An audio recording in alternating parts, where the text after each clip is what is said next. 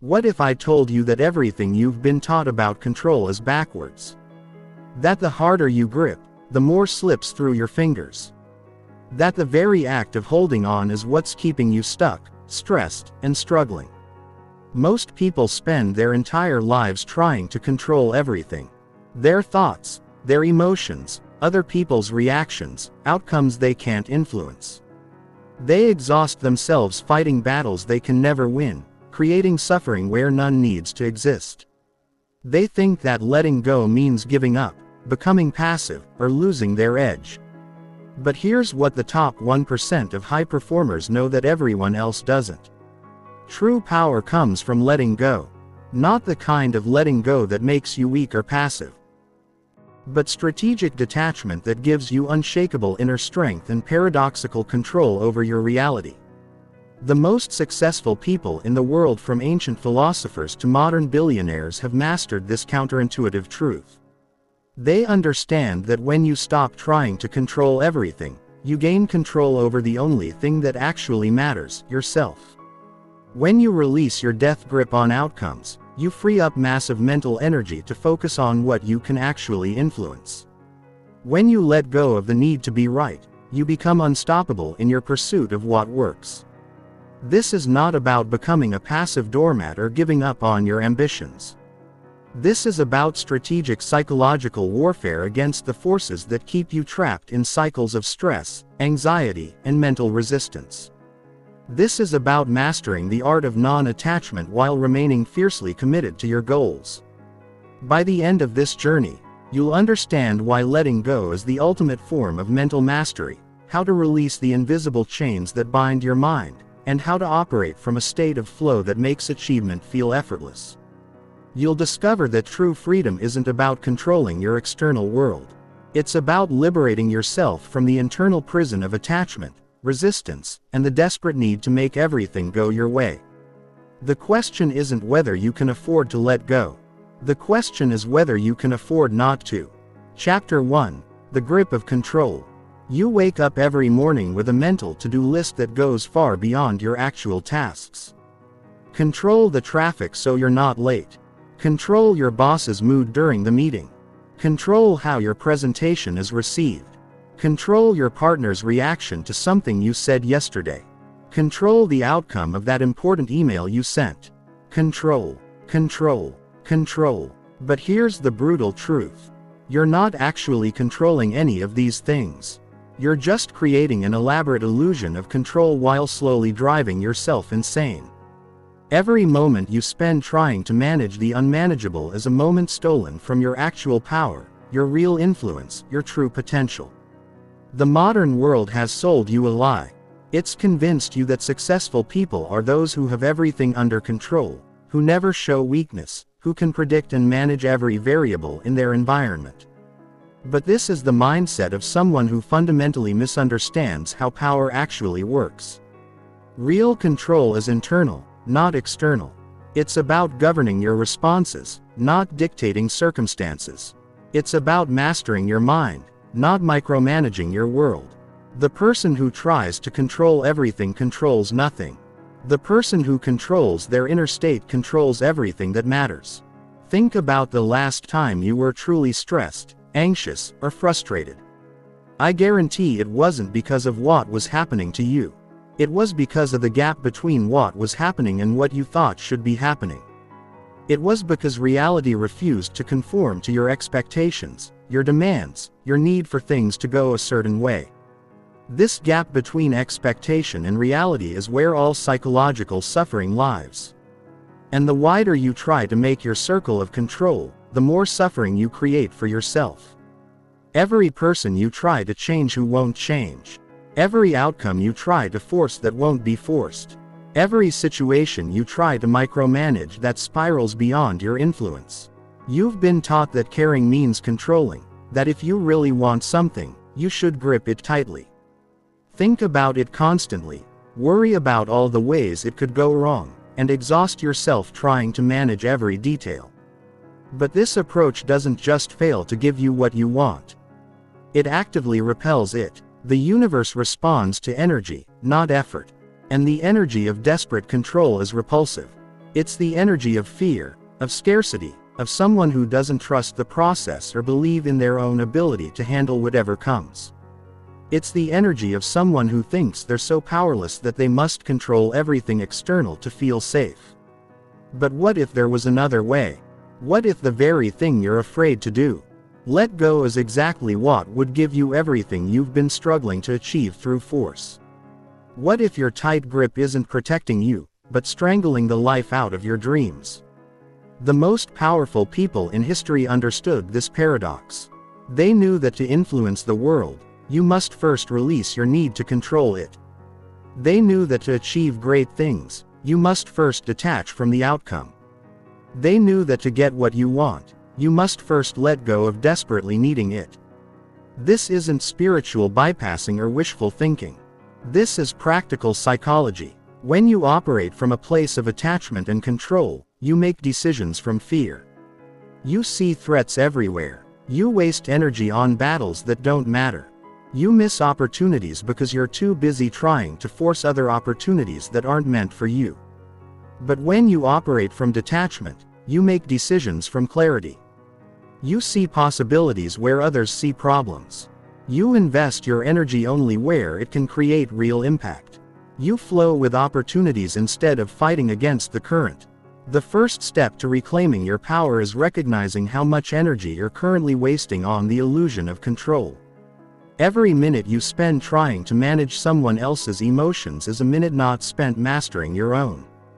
Every hour you spend worrying about outcomes you can't influence is an hour not spent taking actions you can control. Every day you spend fighting reality is a day not spent creating the reality you actually want.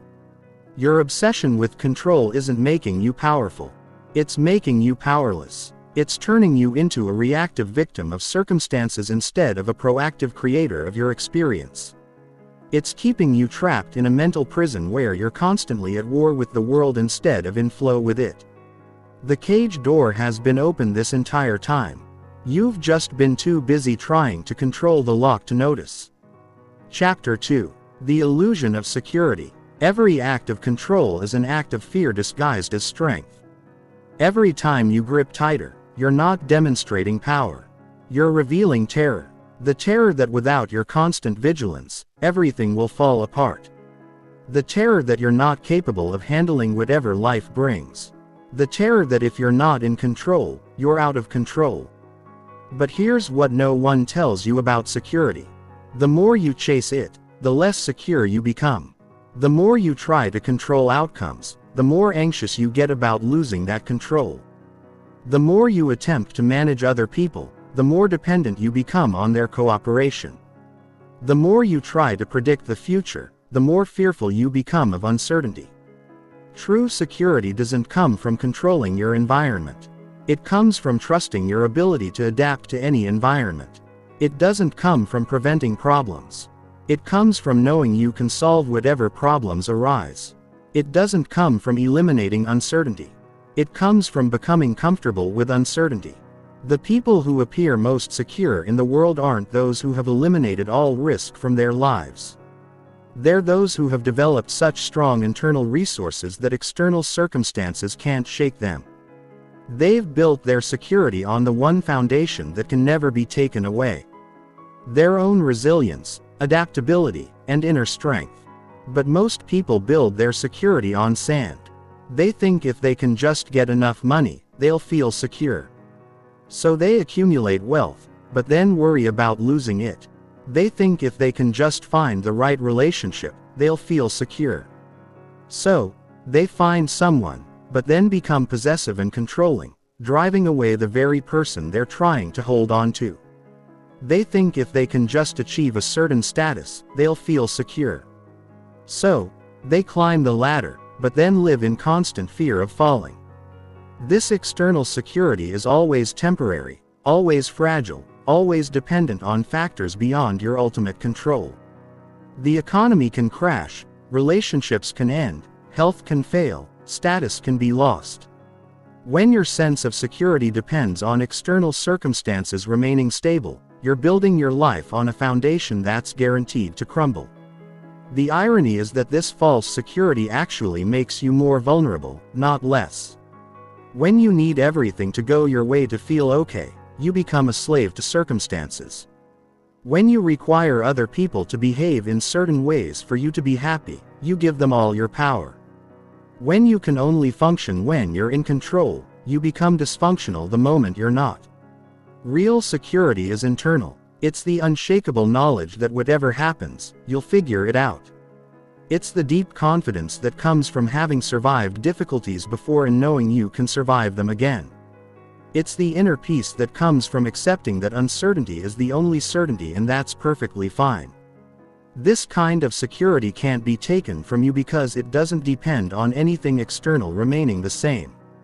It grows stronger through challenges rather than weaker. It thrives in uncertainty rather than withering.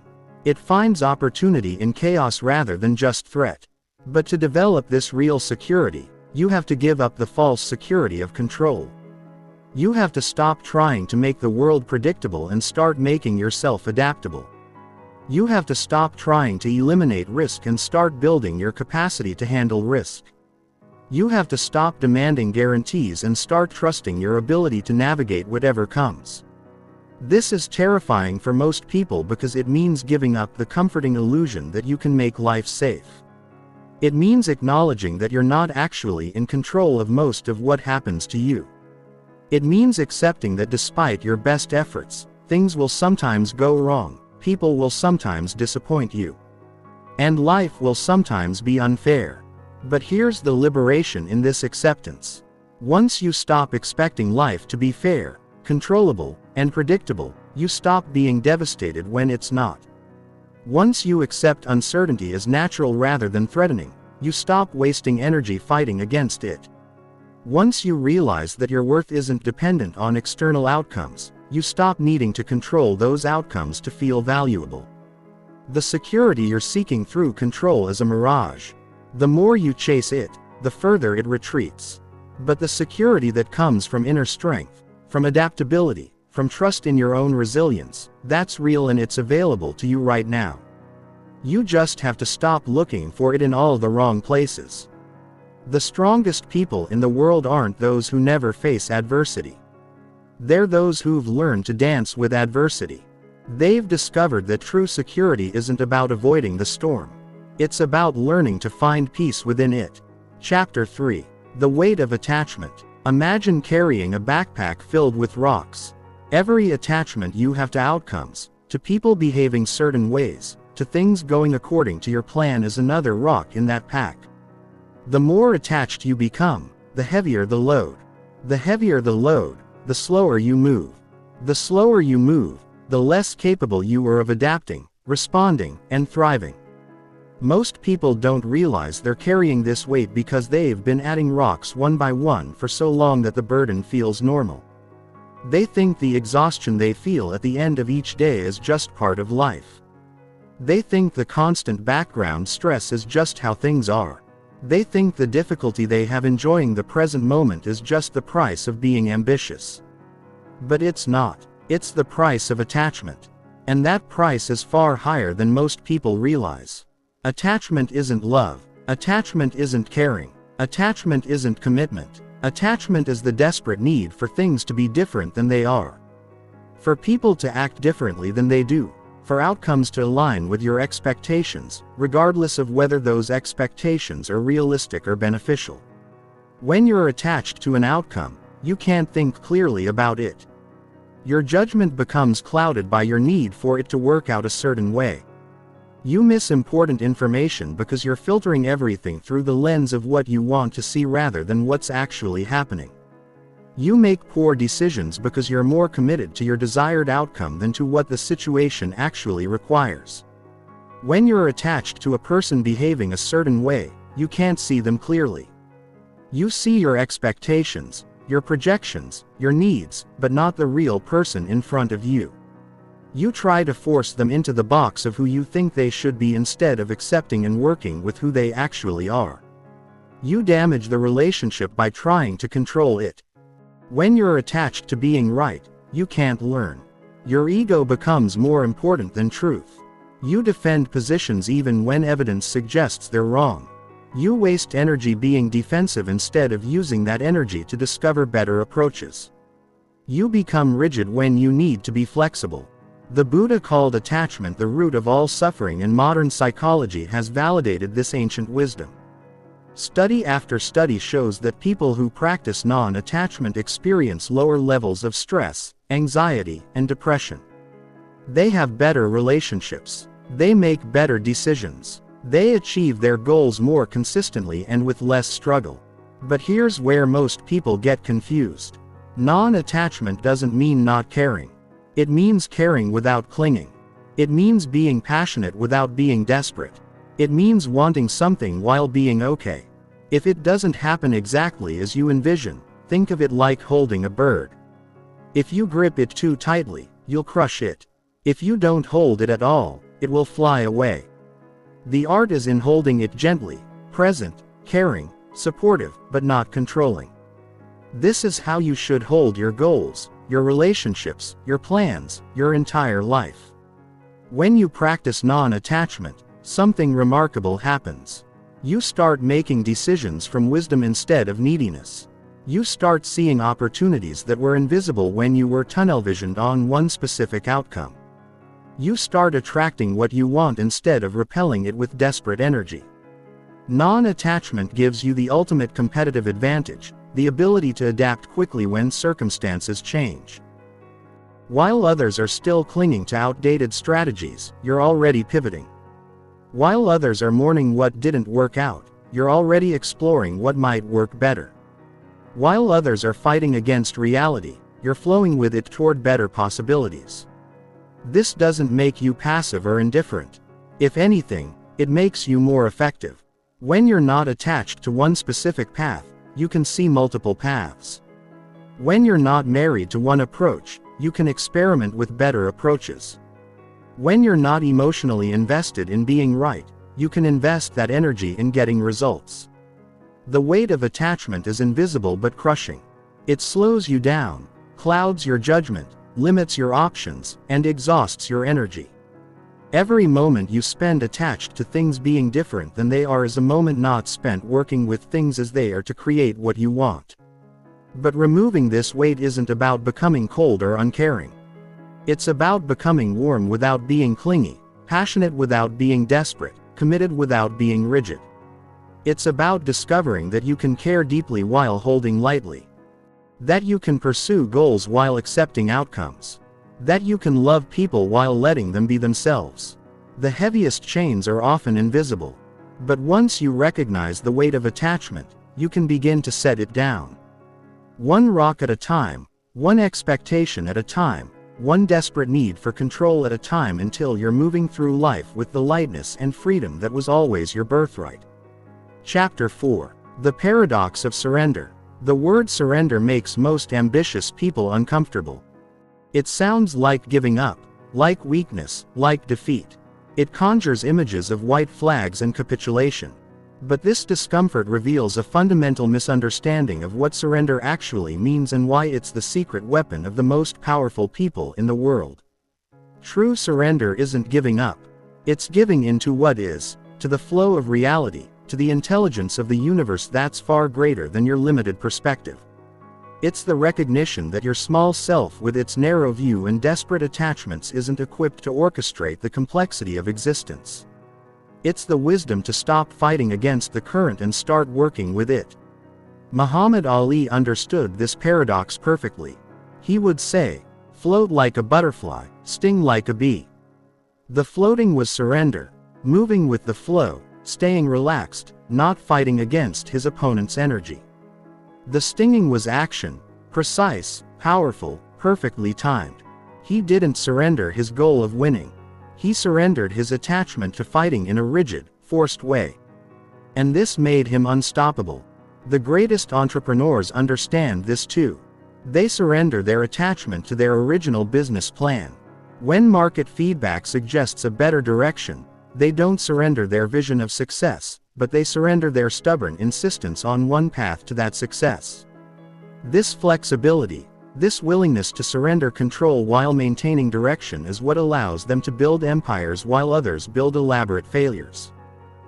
Strategic surrender is perhaps the most misunderstood concept in personal development.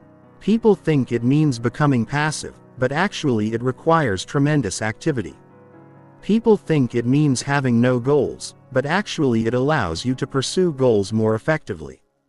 People think it means not caring about outcomes, but actually it means caring more about results than about being right.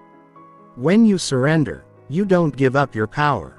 You stop wasting your power on battles you can't win, so you can focus it on battles you can. You don't become weak. You become strong enough to bend without breaking. You don't lose control. You gain control over the one thing that actually matters: your response to whatever happens. This is the paradox that confuses most people. Surrender gives you more control, not less. When you stop trying to control everything external, you gain complete control over everything internal. When you stop demanding that the world conform to your expectations, you gain the power to respond to the world as it actually is. When you stop fighting against reality, you gain the energy to shape the parts of reality that are actually malleable. But surrender requires courage, not cowardice. It takes tremendous strength to let go when every instinct is telling you to hold on tighter. It takes enormous faith to trust the process when you can't see the whole picture. It takes incredible wisdom to distinguish between what you can control and what you can't, and to pour your energy only into the former. The mind resists surrender because it's been trained to equate control with safety. It thinks that if you're not constantly managing, monitoring, and manipulating, everything will fall apart. But this is like thinking that if you stop trying to control the weather, the sun will stop rising. The universe operated quite well before you arrived, and it will continue operating according to laws and principles far more sophisticated than your personal preferences. What you resist persists. What you fight against grows stronger. What you try to control through force becomes more uncontrollable. But what you surrender to has no power over you because you're no longer giving it power through your resistance. When you stop pushing against a door marked pull, it opens effortlessly. This doesn't mean becoming passive or fatalistic. It means becoming responsive rather than reactive. It means moving from a place of wisdom rather than panic. It means acting from your highest self rather than your most fearful self. It means making decisions based on what will actually work rather than what you desperately want to work. The strongest trees are those that bend in the wind rather than trying to stand rigidly against it. The most powerful martial artists are those who use their opponent's force against them rather than meeting force with force. The most successful people are those who flow with circumstances while staying true to their deeper purposes. Surrender is not the opposite of action. It's the foundation of effective action. When you surrender your attachment to how things should unfold, you become available to how they actually can unfold. When you surrender your insistence on being in control, you become capable of true influence. When you surrender your desperate need for specific outcomes, you become magnetic to better outcomes than you could have imagined. The paradox of surrender is that you get what you want by letting go of needing it. You gain control by releasing control. You become powerful by admitting powerlessness over things beyond your influence. This isn't a mystical concept. It's a practical strategy that works because it aligns you with reality rather than against it. Chapter 5. Breaking the chains of expectation. Every expectation you carry is a chain around your mind. Some chains are so familiar you don't even notice them anymore. Others are so tight they're cutting off circulation to your happiness, your peace, your ability to see clearly, but all of them are self-imposed. And all of them can be removed the moment you decide you've carried them long enough. Expectations are premeditated resentments. They're setups for disappointment. They're demands you place on reality without reality's consent. And they're one of the primary sources of human suffering. Not because bad things happen, but because things happen differently than you expected them to. Your expectations about how your day should go, how people should treat you, how hard things should be, how quickly you should progress, how others should respond to your efforts, how fair life should be, how much control you should have. Each expectation is a story you've written about how reality should unfold. And when reality refuses to follow your script, you suffer. But here's the trap most people fall into. They think the solution is to have better expectations, more realistic expectations, lower expectations. They think if they can just calibrate their expectations properly, they'll be happy. But this misses the deeper point. The problem isn't what you expect. It's that you're expecting at all. Expectations are just thoughts about the future disguised as facts. They're your imagination pretending to be prediction. They're your preferences masquerading as requirements. And when you treat them as anything more than what they are, temporary mental constructs, you give them power over your peace of mind. The most liberated people in the world have learned to prefer without expecting. They can want something deeply while being completely okay if it doesn't happen. They can work toward goals without being attached to timelines. They can have standards without demanding that reality meet those standards on their schedule. This isn't about becoming pessimistic or not having goals. It's about holding those goals lightly rather than gripping them desperately. It's about being committed to the process rather than obsessed with specific outcomes. It's about wanting things to work out while being genuinely okay if they work out differently than you planned. When you release expectations, you don't lose motivation. You gain freedom. You're no longer trapped by arbitrary timelines. You've imposed on yourself. You're no longer devastated when people don't read your mind and behave exactly as you hoped. You're no longer thrown off course when circumstances change or challenges arise. Instead, you become curious about what will actually happen rather than stressed about what should happen. You become interested in reality as it unfolds rather than frustrated with reality. As it differs from your fantasy, you become available to opportunities you couldn't see when you were tunnel-visioned on one specific expectation. The person who expects nothing is disappointed by nothing and delighted by everything. They find joy in surprises because they weren't demanding that life be predictable. They find strength in challenges because they weren't expecting everything to be easy. They find wisdom in setbacks because they weren't demanding that everything go according to plan. But releasing expectations doesn't mean having no standards or accepting mediocrity. It means separating your standards for yourself from your demands on reality. You can maintain high standards for your own behavior, effort, and integrity while releasing demands about how quickly things should progress, how people should respond, or how circumstances should unfold. The difference between a standard and an expectation is crucial. A standard is internal. It's about how you choose to show up regardless of external circumstances. An expectation is external. It's about how you demand the world shows up for you. Standards empower you because they're within your control. Expectations disempower you because they're about things beyond your control. You can have the standard of always doing your best work without the expectation that your best work will always be immediately recognized. You can have the standard of treating people with respect without the expectation that they'll always treat you the same way. You can have the standard of continuous improvement without the expectation that improvement will happen on your preferred timeline. Most people live their entire lives imprisoned by expectations they're not even aware they have. They expect their partner to be a mind redator. They expect their boss to appreciate them in exactly the way they want to be appreciated. They expect traffic to cooperate with their schedule. They expect technology to work perfectly. They expect their bodies to feel great every day. They expect other people to have the same values, priorities, and communication styles they have.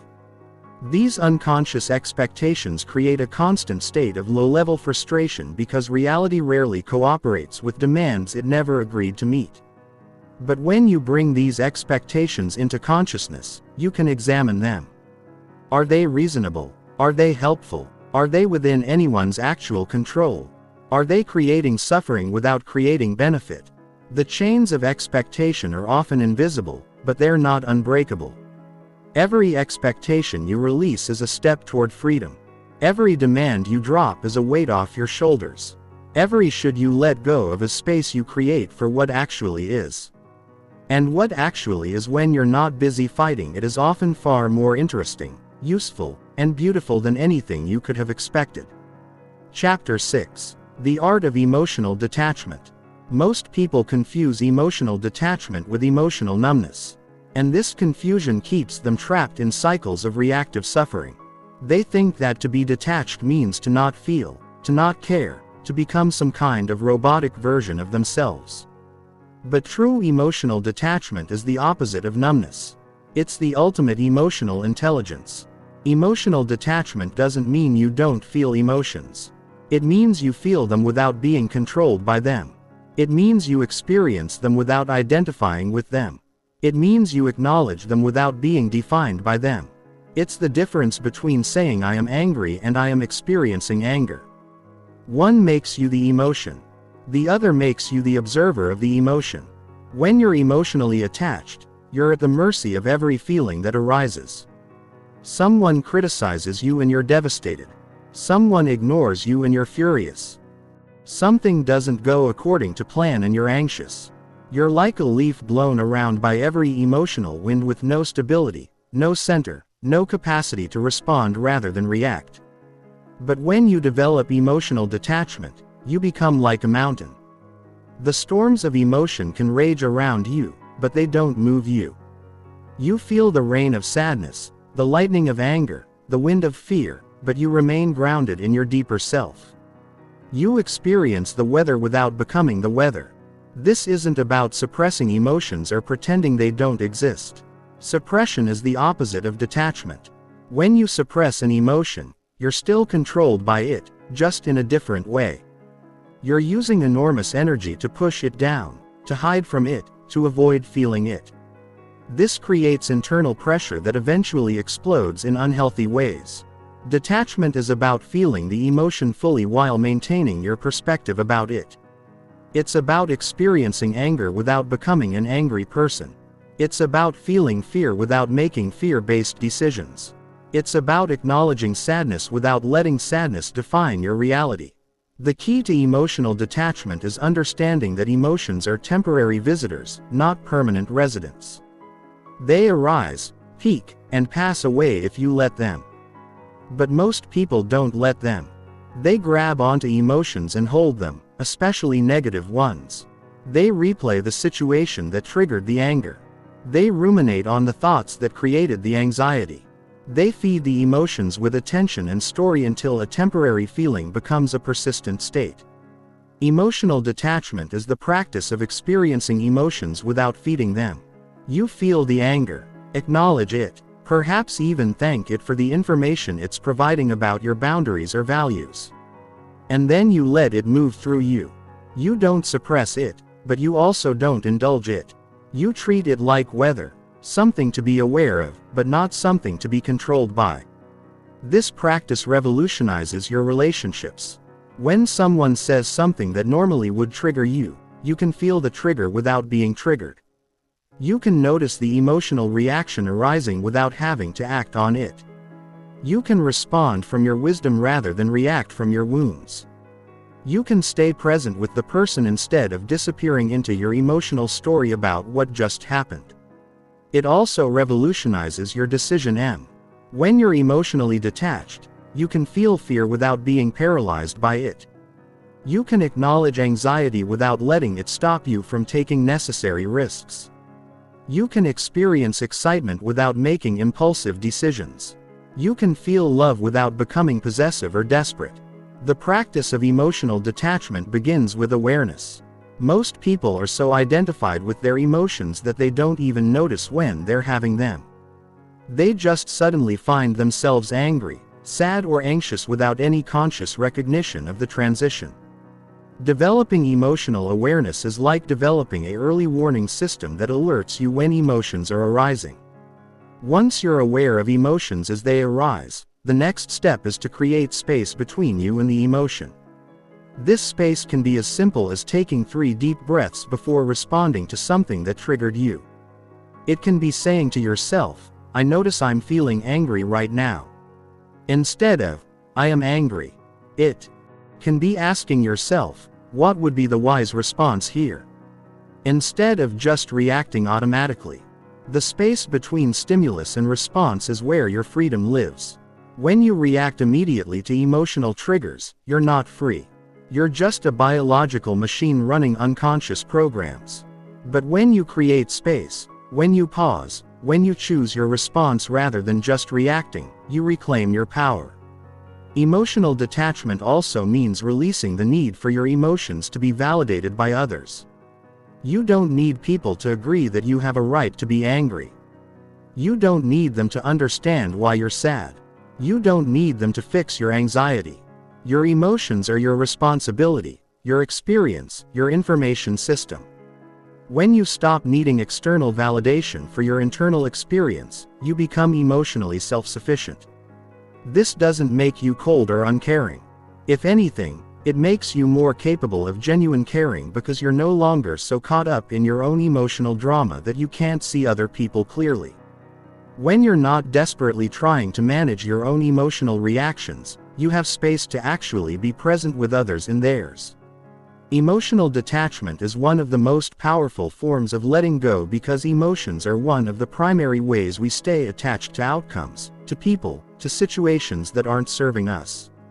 When you can feel without clinging, experience without being controlled, acknowledge without being defined, you gain a level of inner freedom that makes everything else in life easier. The goal isn't to become emotionally numb.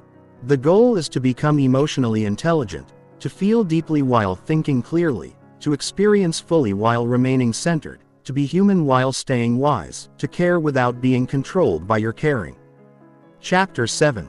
Releasing the need to be right. There's a war happening in most people's minds every day. And it's not the war you think it is. It's not the war between good and evil, or success and failure, or love and fear.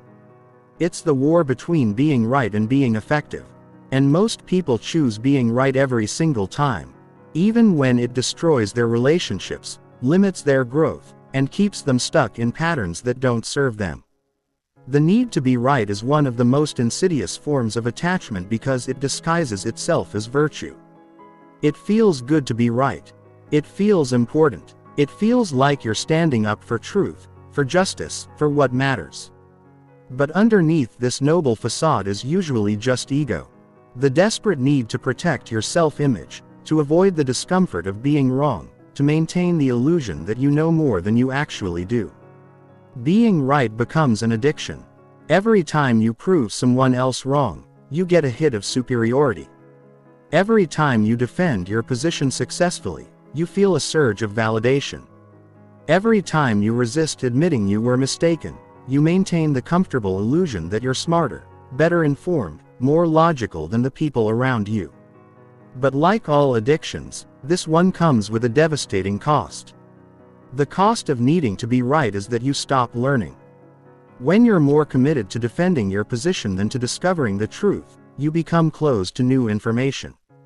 You filter out data that contradicts your beliefs. You dismiss perspectives that challenge your assumptions. You surround yourself with people who agree with you and avoid those who might expand your thinking. This creates what psychologists call confirmation bias. The tendency to seek out information that confirms what you already believe while ignoring information that contradicts it. You're not actually thinking anymore. You're just collecting evidence to support predetermined conclusions. You're not growing. You're just reinforcing existing limitations. The need to be right also destroys relationships. Think about the last argument you had with someone close to you. How much of that argument was really about solving the problem and how much was about proving you were right?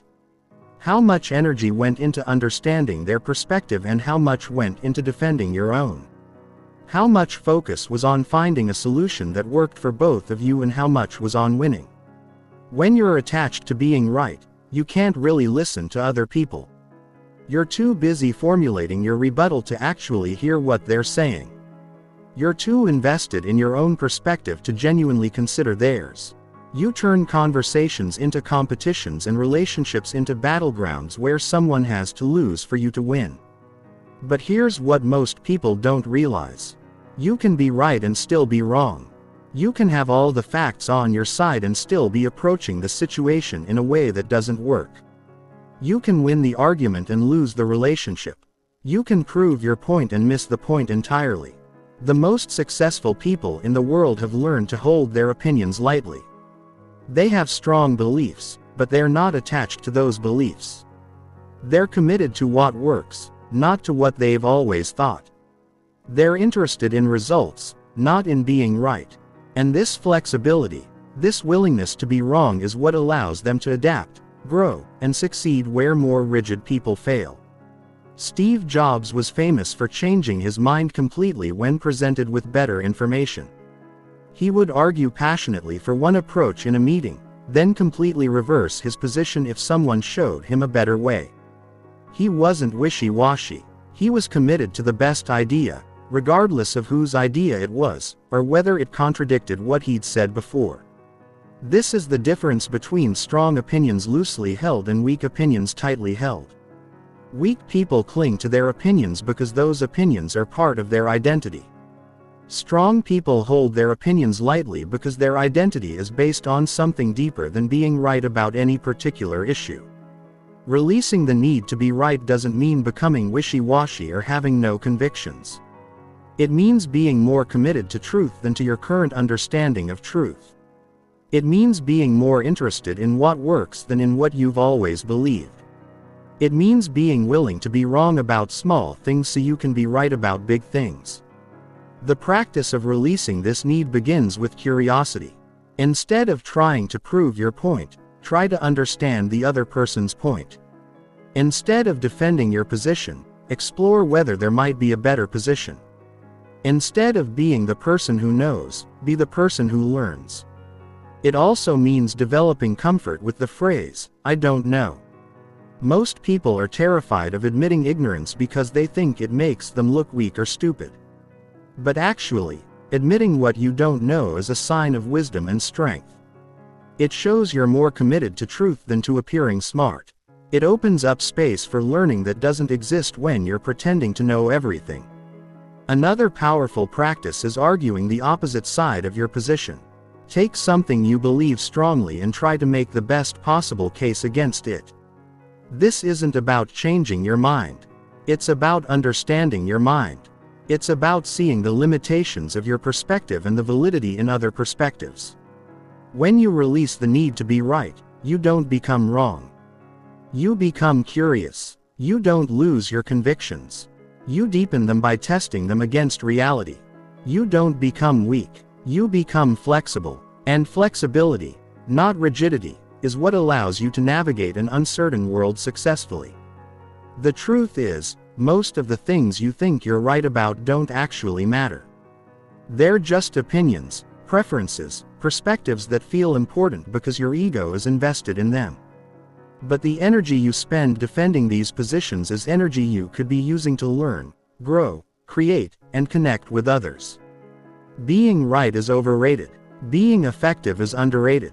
Being curious is revolutionary. And being willing to be wrong is the foundation of being truly intelligent. Chapter 8. The Freedom of Non-Resistance. Resistance is the root of all psychological suffering. Not pain. Pain is inevitable, not difficulty. Difficulty is part of life, not challenges. Challenges are opportunities for growth. Resistance is what you add to these natural experiences that transforms them from temporary discomfort into persistent suffering. Every moment you spend fighting against what is happening is a moment stolen from dealing with what is happening. Every ounce of energy you invest in wishing things were different is energy not available for working with things as they are.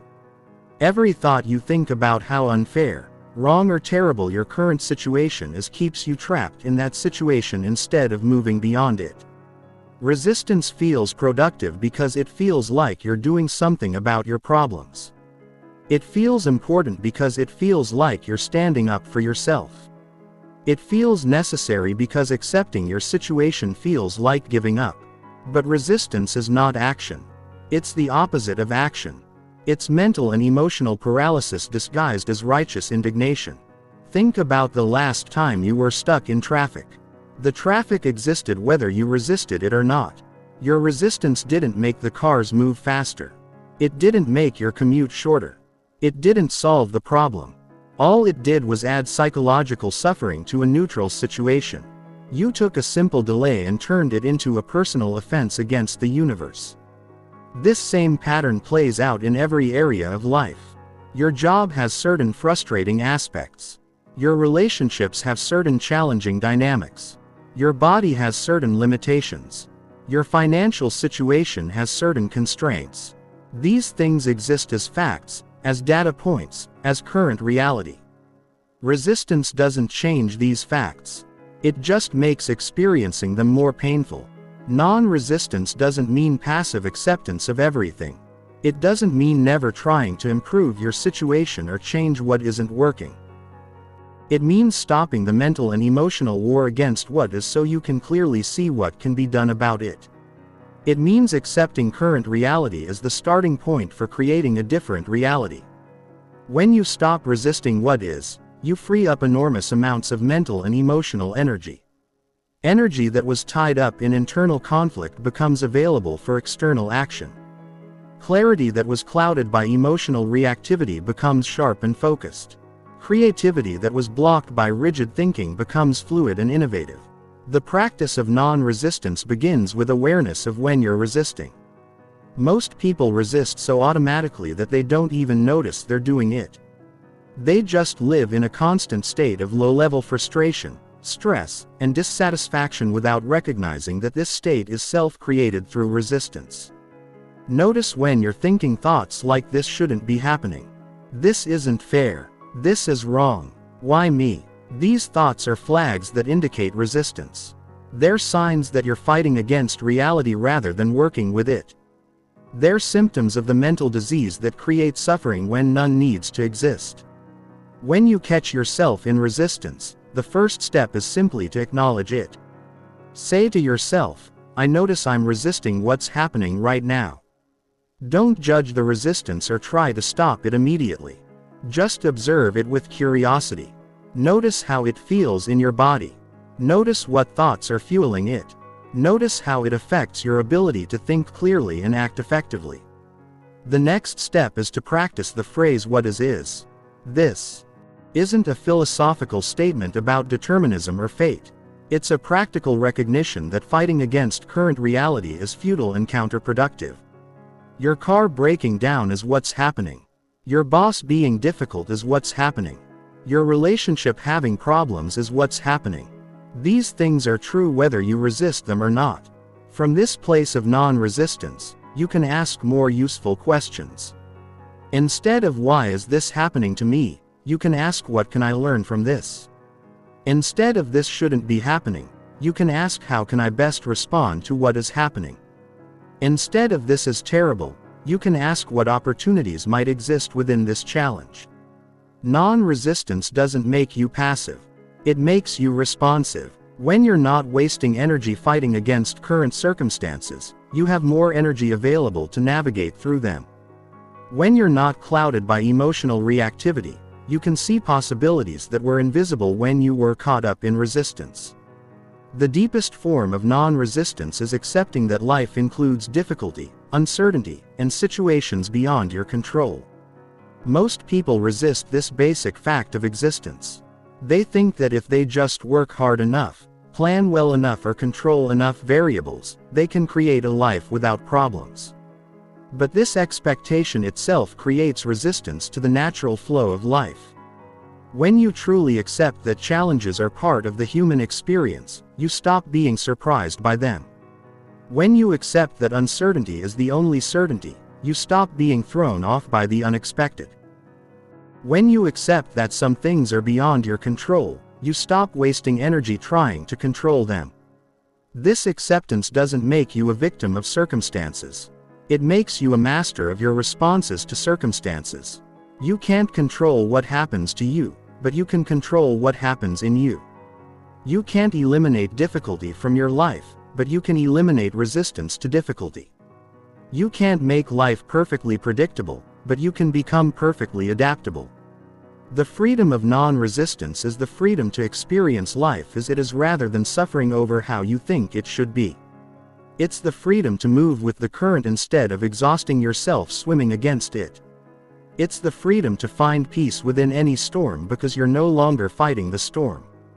You're dancing with it. When you truly understand non-resistance, you realize that most of your problems aren't actually problems.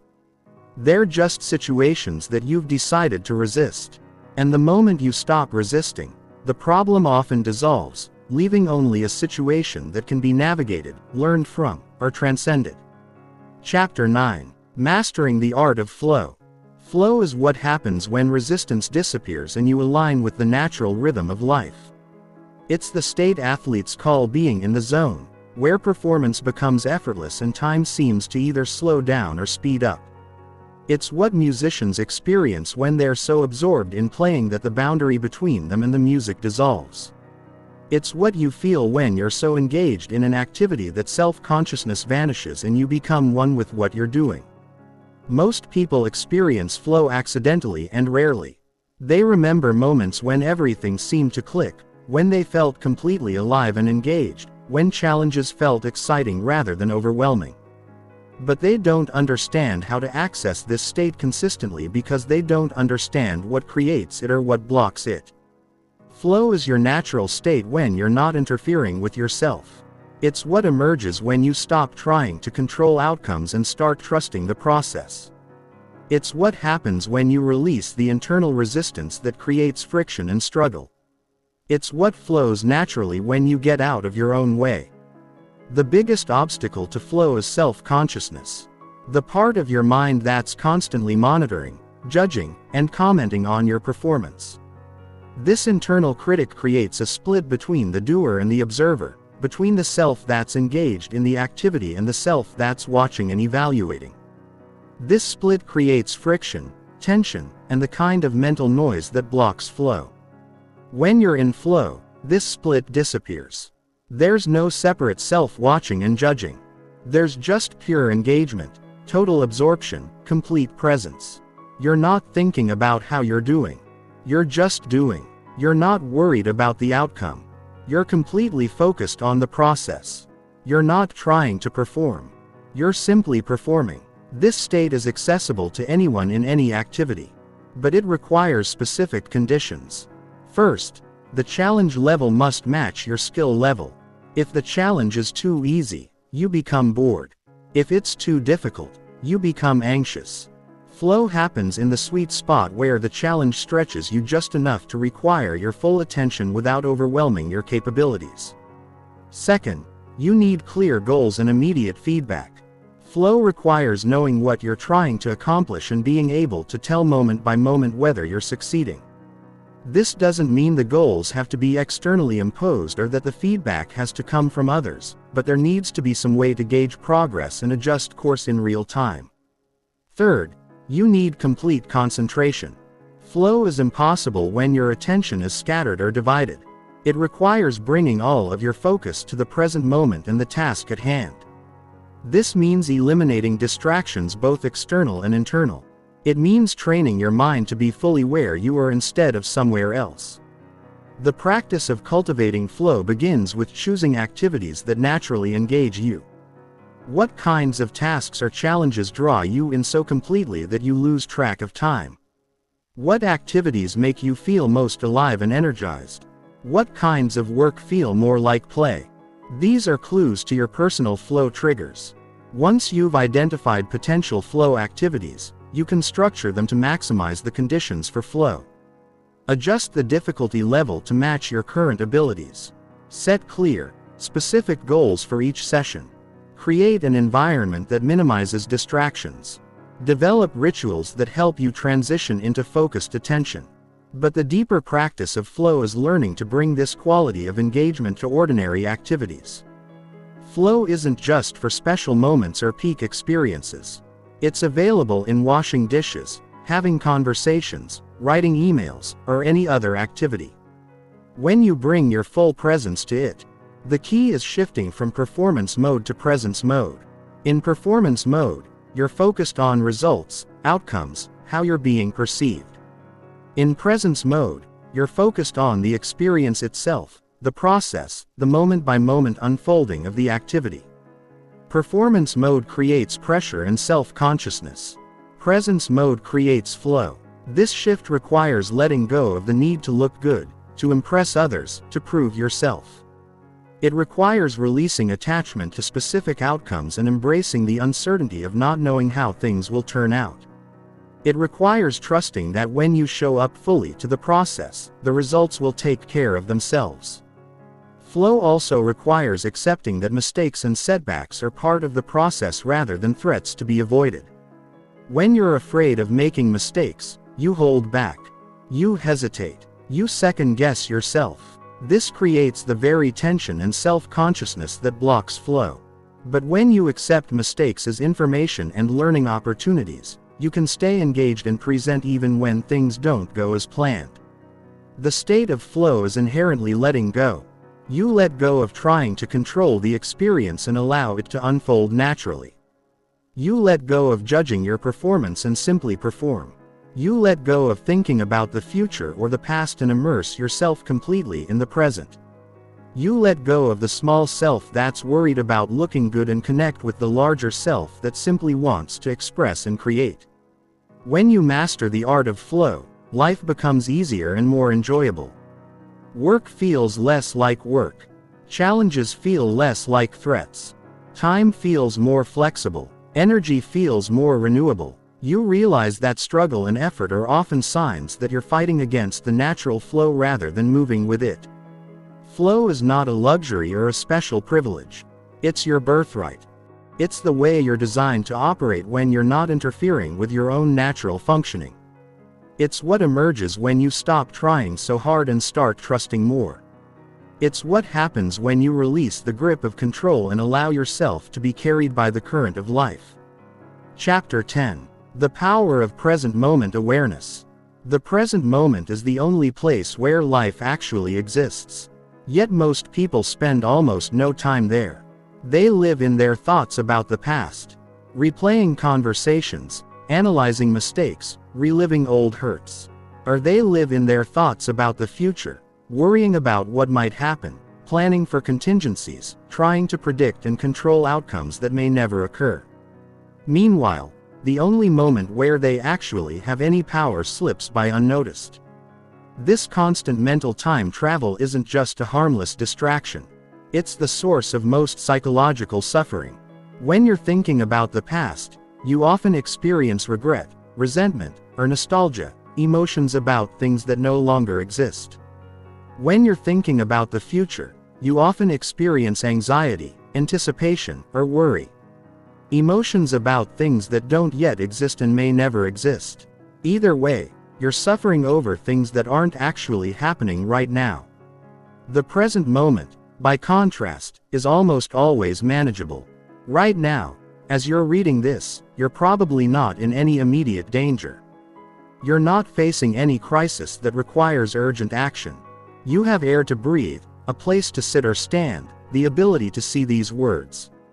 The present moment, stripped of the stories your mind tells about it, is usually neutral or even pleasant.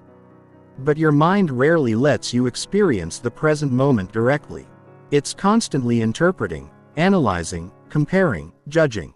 It takes the simple experience of now and layers it with meaning, context, implications, and emotional reactions.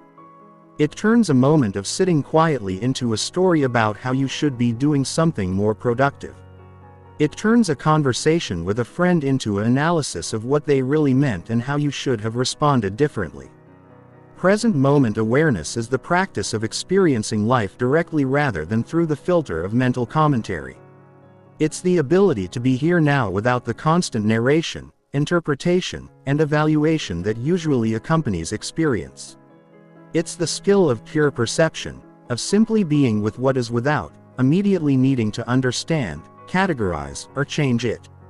This isn't about emptying your mind or stopping all thoughts. That's neither possible nor necessary. It's about changing your relationship to thoughts and mental activity. Instead of being consumed by thoughts, you become aware of them. Instead of believing every thought that arises, you observe them with curiosity and discernment. Instead of being lost in mental stories, you recognize them as mental activity rather than reality. The practice begins with simply noticing when you're not present. Most people are so habitually lost in thought that they don't even realize they've left the present moment. They're physically here, but mentally somewhere else, running on autopilot while their minds churn through endless streams of internal dialogue. Start paying attention to where your mind goes. Notice when you're replaying yesterday's meeting instead of experiencing today's weather. Notice when you're worrying about next week's presentation instead of tasting your current meal. Notice when you're analyzing your relationship instead of enjoying your partner's presence. Simply becoming aware of mental time travel is the first step towards spending more time in the present. When you catch your mind wandering, don't judge it or try to force it back. Simply acknowledge where it went and gently return your attention to the present moment. You can anchor your awareness in physical sensations, the feeling of your feet on the ground, the rhythm of your breathing, the temperature of the air on your skin. These physical anchors are always available and always happening. Now you can also use your senses as gateways to presence. What do you actually see right now? Not what you think about what you see, but the raw visual data. What do you hear without labeling or interpreting the sounds? What do you smell, taste, or feel without immediately creating a story about these sensations? Present moment awareness dissolves many forms of suffering because most suffering exists in the gap between what is and what you think should be. When you're fully present, there's no gap. There's just what is. There's no resistance because resistance requires a story about why what's happening shouldn't be happening. There's no anxiety because anxiety requires projecting current concerns into imaginary futures. This doesn't mean becoming passive or stopping all planning and reflection. Present moment awareness actually makes thinking more effective because you can choose when to think rather than being at the mercy of compulsive mental activity. You can engage with thoughts about the past when that's useful and practical. Then return to the present. You can plan for the future when planning is called for. Then come back to now. The quality of your life is determined by the quality of your presence. When you're truly present, ordinary experiences become extraordinary. A simple conversation becomes deeply meaningful. A walk in nature becomes profoundly peaceful. Even mundane activities like washing dishes or folding laundry can become meditative and satisfying when you bring your full attention to them. Present moment awareness also enhances your effectiveness because you can only take action in the present. All the thinking about what you should have done differently or what you need to do later is just mental activity. Action happens now. Decisions happen now. Life happens now. When you're present, you're available to life. When you're lost in thought, you're missing it. The deepest letting go is letting go of the compulsive need to be somewhere other than where you are, sometime other than now, someone other than who you are in this moment. Present moment awareness is the practice of being fully here, fully now, fully yourself. Without resistance or reservation. It's the foundation of all peace, all wisdom, all genuine happiness. When you master present moment awareness, you realize that you've been searching everywhere for what was available all along. The peace you seek, the fulfillment you crave, the aliveness you desire, it's all here now, waiting for you to arrive. Chapter 11. Transforming relationships through detachment. Every relationship in your life is shaped by your level of attachment and need for control. The tighter you grip, the more distance you create. The more you try to change someone, the more they resist changing. The more you need them to be different than they are, the less capable you become of loving who they actually are. This isn't a philosophical concept. It's practical psychology that plays out in every interaction you have. Most people approach relationships with an unconscious agenda. They want their partner to make them feel secure, loved, and validated. They want their friends to always be available and supportive. They want their family members to approve of their choices and understand their perspective. They want their colleagues to appreciate their contributions and treat them with respect. These wants seem reasonable, even natural, but they transform relationships from connections into contracts. When you enter a relationship with an agenda, you're not really seeing the other person. You're seeing your needs, your expectations, your projections of what they should provide for you. You're relating to your idea of who they should be rather than accepting who they actually are. This creates a fundamental dishonesty in the relationship because you're pretending to love them while actually trying to change them. The paradox of relationships is that the more you need someone to be different, the less likely they are to change in the direction you want. People can sense when they're being manipulated, controlled, or conditionally accepted, even when it's done with good intentions. This sensing creates resistance, defensiveness, and often rebellion against the very changes you're hoping to see. But when you practice detachment in relationships, something remarkable happens. You stop trying to get something from the other person and start simply enjoying who they are. You stop needing them to validate you and start validating yourself. You stop requiring them to make you happy and start taking responsibility for your own happiness. This shift transforms the entire dynamic. Detachment in relationships doesn't mean not caring. It means caring without clinging. It means loving without possessing. It means supporting without rescuing. It means being present without being needy. It means offering yourself fully while expecting nothing in return. This might sound like a recipe for being taken advantage of. But actually, it's the foundation of the most fulfilling relationships possible. When you're detached, you can love people for who they are rather than for what they do for you. You can appreciate their unique qualities instead of focusing on how they fall short of your expectations. You can support their growth without trying to direct it. You can enjoy their presence without desperately needing their attention. You can care about their well-being without taking responsibility for their choices. This shift requires releasing several common relationship patterns. First, you have to release the need to be right in every disagreement. Most relationship conflicts aren't really about the surface issue being discussed. They're about the underlying need to be seen, heard, understood, and validated. When you stop needing to win arguments and start seeking to understand perspectives, conflicts transform from battles into opportunities for deeper connection. Second, you have to release the need to fix or save the other person. Many people are attracted to relationships where they can play the role of rescuer, helper, or teacher. This feels good to the ego because it creates a sense of being needed and superior. But it also creates dependency and resentment. True love means trusting people to handle their own lives, learn their own lessons, and make their own mistakes. Third, you have to release the need for constant reassurance and validation. When your sense of worth depends on how others treat you, you become emotionally needy and exhausting to be around. You read into every word, analyze every gesture, and constantly seek proof that you're loved and accepted. This neediness pushes people away because it makes the relationship feel like work rather than joy. Fourth, you have to release the need to control how the relationship unfolds. You can't force intimacy, manufacture chemistry, or guarantee that someone will love you the way you want to be loved. Relationships have their own organic timing and development. Trying to accelerate or control this process usually backfires by creating pressure and artificial dynamics. Detached love is unconditional love, but not in the way most people understand that term. It doesn't mean accepting abuse or staying in harmful situations. It means loving without conditions about how the other person should behave, think, or feel. It means caring about their well-being without needing them to care about yours in exactly the same way. It means wanting them to be happy even if their happiness doesn't include you.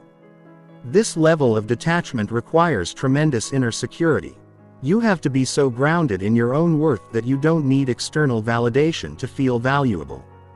You have to be so comfortable with yourself that you don't need others to complete you. You have to be so confident in your ability to handle whatever happens that you don't need guarantees about how relationships will unfold. But when you achieve this level of detachment, your relationships become effortless and joyful. You stop working so hard to make them work and start enjoying them as they are. You stop trying to get love and start giving love freely. You stop being afraid of losing people and start being grateful for whatever time you have with them. Detached relationships are also more honest because you're not pretending to be someone you're not to get approval or avoid rejection. You can show up authentically because you're not desperately needing the other person to respond in a particular way. You can speak your truth because you're not attached to them agreeing with it. You can set boundaries because you're not afraid of their reaction. The people who love you when you're detached are the people who actually love you. The people who only stay around when you're giving them what they want or being who they want you to be aren't really in relationship with you. They're in relationship with what you provide or how you make them feel. Detachment helps you distinguish between genuine connection and transactional relationship. This doesn't happen overnight. Learning to love without attachment goes against most of your conditioning about what love means and how relationships should work. It requires consistent practice, ongoing self-awareness, and the willingness to feel the discomfort of not getting your needs met in the ways you expect. But the freedom that comes from detached relationships is extraordinary. You're no longer walking on eggshells trying to manage other people's emotions or constantly worrying about whether you're loved enough. You're no longer exhausted by the effort of trying to control how others feel about you. You're no longer devastated when people don't meet your expectations because you've stopped having expectations about how they should show up. Instead, you're free to love purely, give generously, and connect authentically. You're available to appreciate people for who they are, rather than disappointed by who they're not. You're able to enjoy relationships without needing them to be different than they are. You've discovered that the love you were seeking from others was always available from within yourself. Chapter 12. Letting Go of Past Wounds and Future Fears. Your past is a story you tell yourself about events that have already happened. Your future is a story you tell yourself about events that haven't happened yet and may never happen. Both stories exist only in your mind. Yet they have more power over your present experience than the actual reality occurring right now. This is the tragedy of human consciousness. Being so lost in mental time travel that you miss the only life you actually have. The past seems real because you have memories of it. But memories aren't recordings of what happened. They're reconstructions influenced by your current state of mind, your beliefs about yourself, and the meaning you've assigned to various experiences. Every time you remember something, you slightly alter the memory. Every time you tell the story of what happened to you, you reinforce a particular interpretation of events that may have little to do with what actually occurred. Most people carry wounds from their past like treasured possessions. They've told the story of how they were hurt, betrayed, abandoned, or traumatized so many times that the story has become part of their identity. They know exactly who wronged them when it happened and why it still affects them today. They've built a case for their suffering that's so compelling they can't imagine who they would be without it. But here's the uncomfortable truth. Holding on to past wounds doesn't protect you from future hurt. It doesn't make you stronger or wiser or more compassionate. It doesn't honor your experience or validate your pain. All it does is keep you trapped in a version of yourself that was created by circumstances that no longer exist, responding to threats that are no longer present, defending against attacks that ended long ago. Every moment you spend reliving past trauma is a moment you're not available to present opportunity. Every ounce of energy you invest in maintaining old resentments is energy not available for creating new experiences. Every thought you think about what someone did to you is a thought not focused on what you're doing for yourself. This doesn't mean denying that painful things happened or pretending that trauma doesn't have real effects. It means recognizing that what happened to you is not the same as who you are. It means understanding that your past experiences, no matter how significant, don't have to determine your future possibilities. It means choosing to be shaped by your wisdom rather than defined by your wounds. The process of letting go of past wounds begins with understanding the difference between remembering and reliving. Remembering is acknowledging that something happened without becoming emotionally re-engaged with it. Reliving is bringing the emotional charge of past events into the present moment as if they were happening now. Most people think they're just remembering, but they're actually reliving the same emotional experience over and over again. When you relive past trauma, you're not processing it or healing from it. You're reinforcing the neural pathways that created the trauma response in the first place. You're training your nervous system to remain in a state of hypervigilance, defensiveness, and reactivity. You're keeping yourself stuck in victim consciousness long after the victimization has ended. True healing happens when you can remember what happened without being emotionally hijacked by the memory. It happens when you can acknowledge the impact of past events without being controlled by them. It happens when you can learn from difficult experiences without being defined by them. This doesn't happen through denial or suppression. It happens through conscious processing and deliberate release. One of the most powerful tools for releasing past wounds is forgiveness. But not the kind of forgiveness most people think about. Most people think forgiveness means condoning what happened, excusing the other person's behavior, or pretending that harmful actions were acceptable. But true forgiveness has nothing to do with the other person and everything to do with your own freedom. Forgiveness is the recognition that holding on to resentment hurts you more than it hurts anyone else. It's the understanding that your anger doesn't punish the person who wronged you. It punishes you by keeping you emotionally connected to someone or something you want to be free from. It's the choice to stop giving your power to past events and the people involved in them. This kind of forgiveness is ultimately selfish in the best possible way. You're not forgiving others for their sake. You're forgiving them for your sake. You're not releasing resentment to be noble. You're releasing it to be free. You're not letting go of anger to be spiritual. You're letting go of anger to be effective in your current life. Just as powerful as releasing past wounds is releasing future fears. Fear about what might happen is even more irrational than resentment about what did happen because at least past events actually occurred.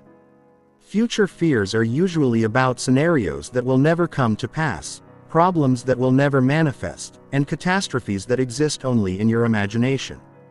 Most anxiety is not about current danger. It's about imaginary future danger. Most worry is not about real problems. It's about problems you think you might have someday. Most stress is not about what's happening now. It's about what you're afraid might happen later.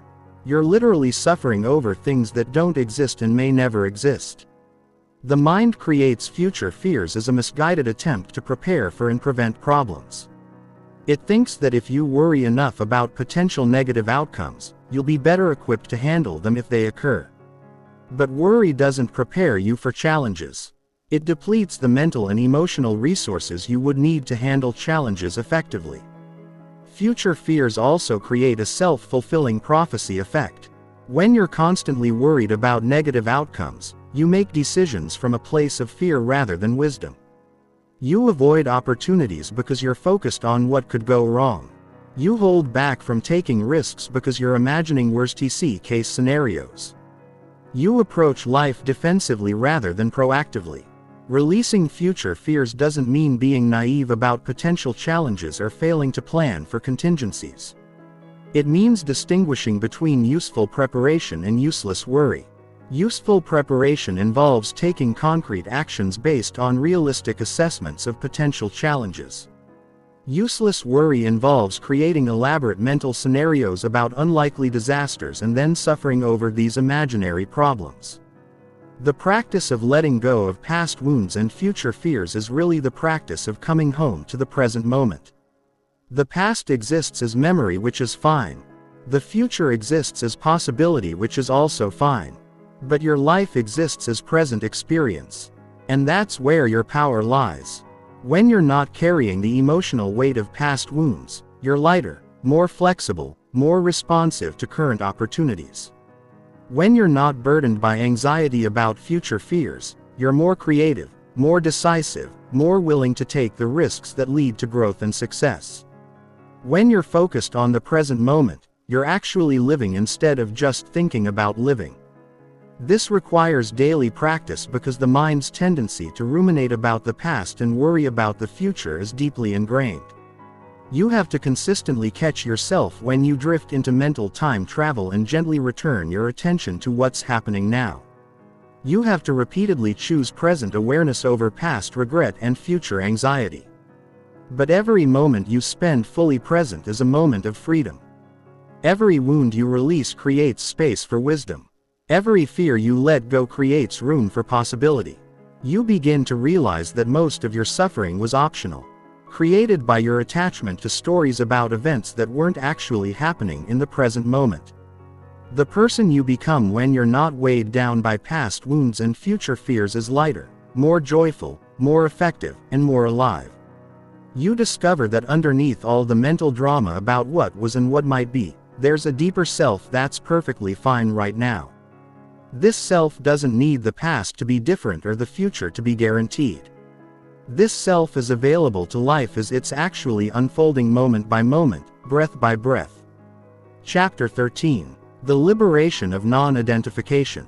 Who you think you are is not who you actually are. The person you believe yourself to be with all their history, limitations, preferences, and characteristics is just a story, a collection of thoughts and memories that you've mistaken for your true identity. This misidentification is one of the most fundamental sources of human suffering and the greatest barrier to genuine freedom. Most people are completely identified with their thoughts, emotions, body roles, and personal history. They think I am angry instead of anger is arising. They think I am a failure instead of I had an experience of failing at something. They think I am old instead of this body is aging. They think I am my job instead of I perform a certain function for income. This identification creates a rigid sense of self that's constantly threatened and needs constant defense. When you're identified with your thoughts, you have to defend your opinions as if they were parts of your body. When you're identified with your emotions, you become their victim rather than their observer. When you're identified with your roles, you lose touch with your essence underneath those roles. When you're identified with your past, you become trapped in outdated versions of yourself. This identification creates what psychologists call the ego, not in the Freudian sense, but in the spiritual and psychological sense of a false self that's constructed from mental concepts rather than grounded in authentic being. The ego is always under threat because it's built on thoughts and ideas that can be challenged, changed, or contradicted by reality. The ego needs constant validation because it's not actually real. It needs to be right because being wrong threatens its existence. It needs to be special because ordinariness suggests it's not important. It needs to be in control because uncertainty reveals its powerlessness. It needs to be permanent because change threatens its continuity. These needs create the endless seeking, striving, and struggling that characterize most people's lives. But underneath this constructed identity is your true self, the awareness that observes thoughts without being thoughts. The consciousness that experiences emotions without being emotions. The being that exists independently of any mental content or external circumstances. This true self is always present, always stable, always at peace because it's not dependent on anything that can be gained or lost. The practice of non-identification is learning to recognize yourself as the observer rather than the observed. You are not your thoughts. You are the awareness that notices thoughts arising and passing away. You are not your emotions. You are the space in which emotions appear and dissolve. You are not your body. You are the consciousness that inhabits the body. You are not your roles. You are the being that plays various roles. This shift in identification is perhaps the most radical and liberating realization possible. When you recognize yourself as pure awareness, you become unshakable. Because awareness itself cannot be threatened. Thoughts may be criticized, but awareness cannot be criticized. Emotions may be uncomfortable, but awareness is never disturbed by what it observes. Bodies may die, but awareness is timeless. Roles may change, but the one who plays the roles remains constant. Non-identification doesn't mean becoming disconnected from life or losing your personality. It means recognizing that your personality is something you have, not something you are. It means understanding that your thoughts are mental events you experience, not the core of your being. It means seeing that your emotions are energy patterns that move through you, not your essential nature. When you're not identified with your thoughts, you can think more clearly because you're not emotionally attached to your thinking. When you're not identified with your emotions, you can feel them fully without being overwhelmed by them. When you're not identified with your roles, you can play them more effectively because you're not trapped by them. When you're not identified with your past, you can learn from it without being limited by it. This liberation allows you to respond to life from your deepest wisdom rather than react from your conditioned patterns. You can make decisions based on what's actually needed in the situation rather than what your ego thinks it needs to maintain its image. You can love others without the desperate need to be loved in return because your sense of worth isn't dependent on external validation. The practice of non-identification begins with self-observation. Start noticing the difference between the thinker and the thoughts, the feeler and the feelings, the actor and the actions. Begin to recognize the awareness that's present during all experiences, but isn't itself an experience. This awareness is always here, always now, always perfectly fine, regardless of what's happening in your mental or emotional world. When strong emotions arise, practice saying fear is present, instead of I am afraid. When thoughts become obsessive, practice observing them like clouds passing through the sky rather than identifying with them. When you're playing a role at work or in relationships, remember that you're playing a role rather than being the role. This isn't about detaching from life or becoming cold and unfailing. It's about engaging with life from a place of freedom rather than compulsion. It's about caring deeply while holding lightly. It's about being fully human while recognizing the divine awareness that makes all human experience possible. Non-identification also dissolves many forms of suffering that depend on a solid sense of self to maintain themselves. Depression often involves identifying completely with negative thoughts about yourself. Anxiety usually involves identifying with fearful thoughts about the future. Anger typically involves identifying with thoughts about how you've been wronged. When you recognize these as mental events rather than truth about who you are, their power to disturb you diminishes dramatically. Perhaps most importantly, non-identification reveals that what you've been seeking outside yourself has been present all along. The peace you've been chasing exists as your fundamental nature. When you're not disturbed by mental content, the love you've been craving is the very nature of the awareness that you are. The freedom you've been pursuing is available the moment you stop identifying with what you are not. This recognition doesn't happen once and then remain permanent. The mind's habit of identification is strong and persistent. You'll find yourself getting caught up in thoughts, emotions, and roles repeatedly. But each time you recognize what's happening and return to identifying with awareness itself, you strengthen your capacity to remain free from the tyranny of false identification. The person who knows themselves as pure awareness lives with an unshakable peace that doesn't depend on external circumstances. They can play the game of life fully without taking it so seriously that they lose their essential joy. They can care deeply about outcomes while knowing that their deepest self is untouched by success or failure. They found the ultimate letting go, releasing identification with anything that can be gained or lost, and resting in what they've always been and will always be. Chapter 14. Creating from Emptiness. The greatest creations don't come from fullness.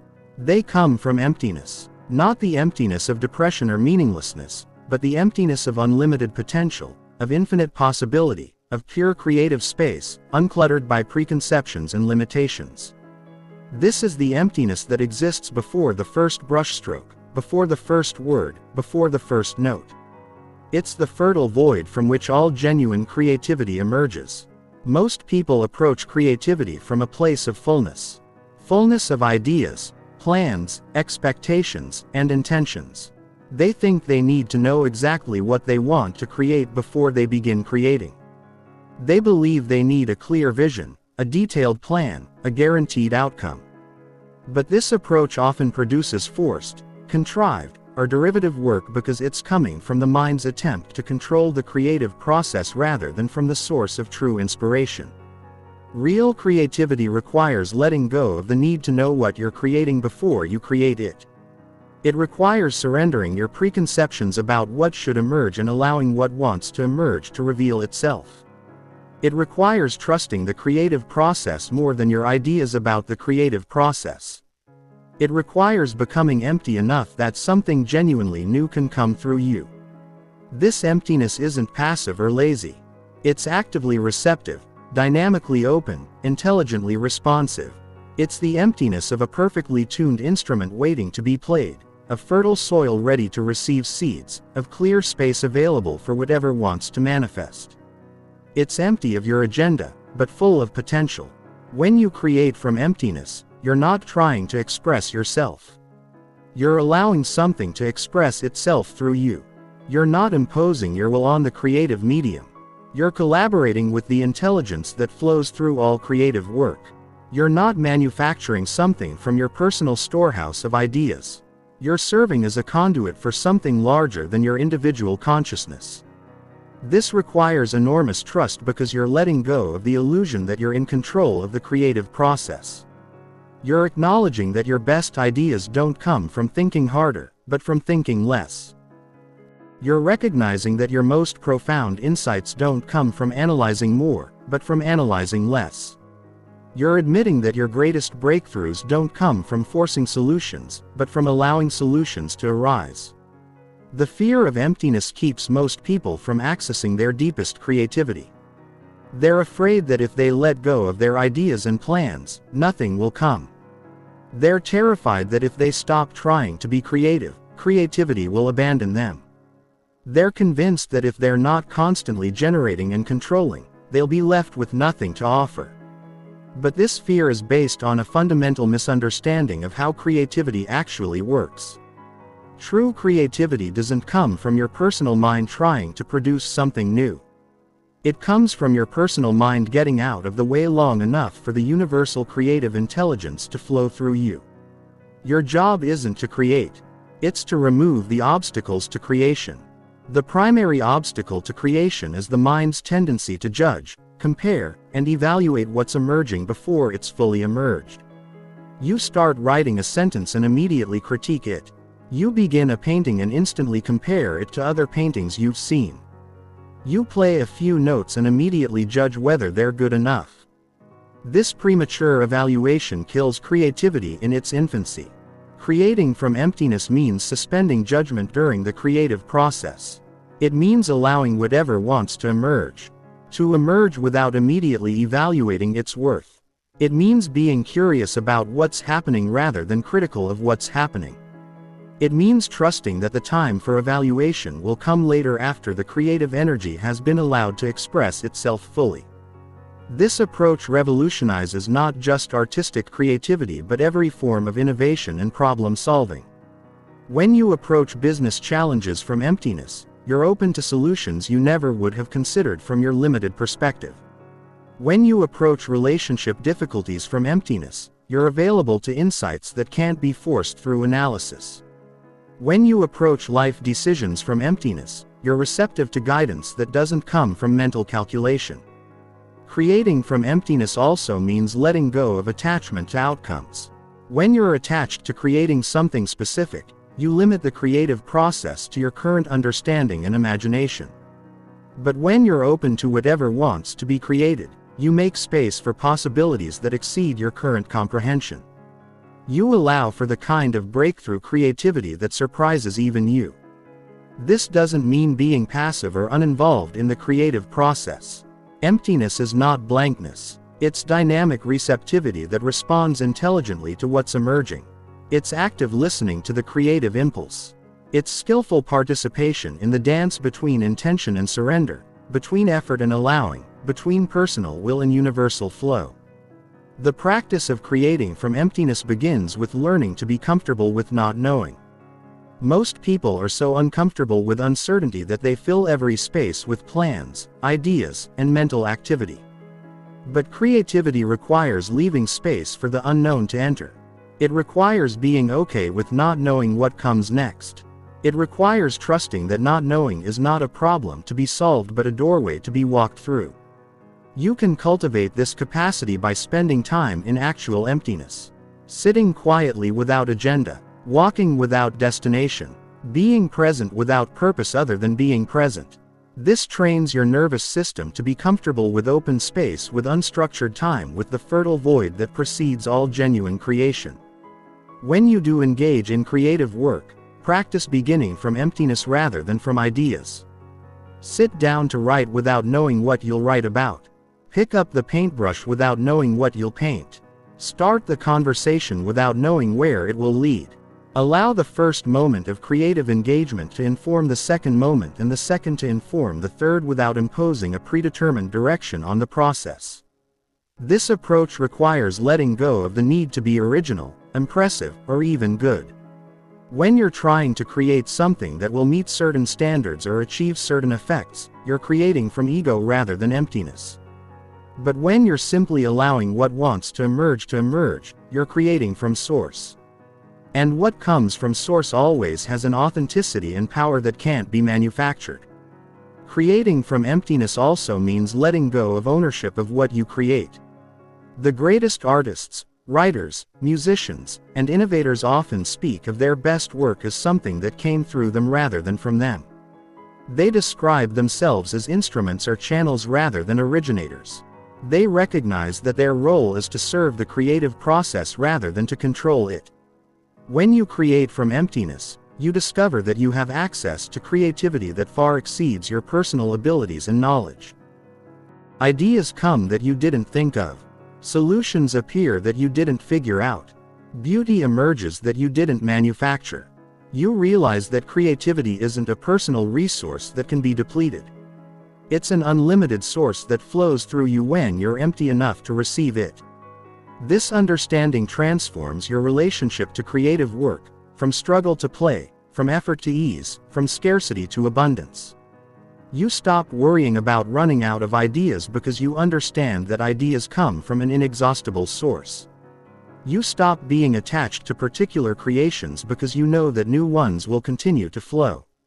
You stop trying to repeat past successes because you're more interested in what wants to be created now. The emptiness from which true creation emerges is not vacant but pregnant with infinite possibility. It's not lacking but abundantly open. It's not weak but powerfully receptive. When you learn to create from this emptiness, you become a co-creator with the intelligence that shapes universes, paints sunsets, and writes symphonies in the sound of rain. You discover that letting go of your small creative agenda makes space for a creativity that's larger, wiser, and more beautiful than anything you could have planned. Chapter 15. Living in Complete Freedom. Complete freedom is not the ability to do whatever you want whenever you want. That's not freedom.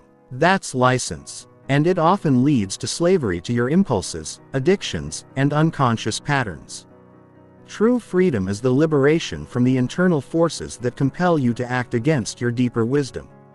The release from the psychological prison of attachment, resistance, and the desperate need to control what can't be controlled. You achieve complete freedom not by getting what you want but by wanting what is. Not by eliminating all constraints but by choosing your constraints consciously. Not by avoiding all pain but by releasing your resistance to pain.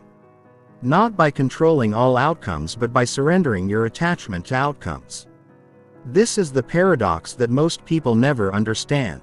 You become completely free by letting go of your demand for freedom. The person who lives in complete freedom has transcended the tyranny of their own mind. They're no longer enslaved by their thoughts, emotions, desires, or fears. They can think without being controlled by thinking. They can feel without being overwhelmed by feeling. They can want without being desperate for what they want. They can fear without being paralyzed by fear. They've learned to use their mind as a tool rather than being used by their mind as a victim. This freedom doesn't come from changing your external circumstances. Though your external circumstances may change as a result of your internal freedom, it comes from transforming your relationship to whatever circumstances exist. The person who is internally free can be content in a palace or a prison cell because their contentment doesn't depend on external conditions. They found the source of peace, joy, and fulfillment within themselves. Complete freedom means you're no longer trying to escape from your life. You're no longer waiting for better circumstances to be happy. You're no longer postponing your well-being until you get what you think you need. You're no longer seeking fulfillment in achievements, acquisitions, or other people's approval. You've realized that what you've been seeking outside yourself has been available inside yourself all along. This doesn't make you passive or unmotivated. If anything, it makes you more effective because you're acting from inspiration rather than desperation, from wisdom rather than compulsion, from love rather than fear. You can pursue goals without being attached to them. You can work toward outcomes without being controlled by your need for those outcomes. You can care deeply about things without being destroyed if they don't work out as you hoped. The completely free person has learned to find joy in the process rather than only in results. They can enjoy the journey regardless of the destination. They can appreciate what is while working toward what could be. They can be fully present to their current experience while remaining open to new possibilities. They've discovered that happiness is not a goal to be achieved, but a natural state to be uncovered. Living in complete freedom requires releasing all the strategies you've used to try to make yourself feel secure, valuable, and loved. Most people spend their entire lives trying to prove their worth through achievement, accumulation, or approval seeking. But the completely free person has realized that their worth is inherent, not earned. They don't need to prove anything to anyone, including themselves. This recognition eliminates the exhausting effort of trying to be someone other than who you are. You stop trying to impress people, manage their opinions of you, or hide aspects of yourself that you think are unacceptable. You can be authentic because you're not seeking validation. You can be vulnerable because you're not protecting an image. You can be honest because you're not afraid of rejection. Complete freedom also means releasing the need to understand everything, control everything, or have everything work out according to your plans. You become comfortable with mystery, uncertainty, and the unknown. You trust that life is unfolding intelligently even when you can't see the larger pattern. You're willing to not know what comes next because you're confident in your ability to respond wisely to whatever does come next. The free person has made peace with impermanence. They don't suffer over the fact that all things change because they understand that change is the nature of existence. They don't cling to pleasant experiences or resist unpleasant ones because they know that both are temporary. They've learned to flow with the constant flux of life rather than fighting against it. This acceptance of impermanence paradoxically allows you to enjoy life more fully. When you're not trying to make moments last forever, you can be completely present to them while they're happening. When you're not resisting change, you can appreciate the beauty in each phase of life's unfolding. When you're not afraid of endings, you can fully engage with beginnings.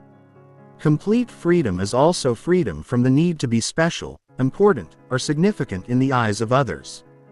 You can be ordinary without feeling diminished. You can live a simple life without feeling like you're missing out. You can contribute to the world without needing recognition for your contributions. You've discovered that true significance comes from being authentically yourself, not from being better than others. The path to complete freedom requires surrendering everything you think you are and everything you think you need. This is terrifying for the ego because it means the death of the false self you've spent your whole life constructing and defending. But this death is not real death. It's awakening to the deathless awareness that you've always been underneath all your identifications and attachments. When you live in complete freedom, every day becomes an adventure because you're not trying to control what happens. Every moment becomes interesting because you're not comparing it to other moments. Every experience becomes valuable because you're not judging whether it's good or bad. Every person becomes fascinating because you're not projecting your needs and expectations onto them. This freedom is available to you right now. It doesn't require years of spiritual practice, extensive therapy, or dramatic life changes. Though any of these might be helpful, it simply requires the recognition that what you've been seeking has never been absent. The peace you crave is present when you stop disturbing it with resistance. The love you desire is available when you stop demanding it from others. The freedom you seek is yours when you stop trying to escape from what is. The completely free person has realized the ultimate truth. There is nothing to get, nowhere to go, no one to become. Everything you need for complete fulfillment is present in this moment when you stop needing this moment to be different than it is. This doesn't make you passive. It makes you present. This doesn't make you resigned. It makes you responsive. This doesn't make you empty. It makes you whole. You are already free. You have always been free. You will always be free. The only thing that creates the experience of bondage is forgetting this truth. The moment you remember who you really are underneath all your stories, identifications, and attachments, you step into the complete freedom that has been waiting for you all along. The prison door was never locked. You were just so busy trying to escape that you never thought to simply open it and walk out. This is the power of letting go. It reveals that what you thought you were holding on to was actually holding on to you. When you release your grip on what you thought you needed for freedom, you discover that freedom was never dependent on anything you could grasp. It's what remains when you stop grasping. It's what emerges when you stop resisting. It's what you are when you stop trying to be something else. The invitation is simple. Let go and discover who you are when nothing is in your way. Release your attachments and see what remains. Surrender your resistance and experience what emerges. Stop trying to control your life and start living it. The complete freedom you seek is not waiting for you in some distant future. It's available in this very moment when you choose to stop postponing it. The power to let go is the power to be free. And that power is yours right